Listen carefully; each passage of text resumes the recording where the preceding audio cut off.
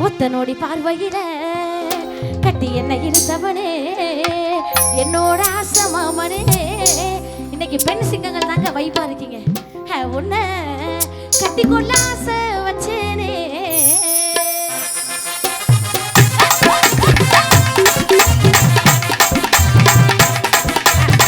தாத்தா நல்லா உட்காந்து அழகா எடுக்கணும். சூப்பரா இப்படி எடுத்துக்கங்க தாத்தா. என்னை மட்டும் எடுத்துக்கங்க எல்லாரும். ஒத்த நோடி பார்வையில கட்டி என்ன இழுத்தவனே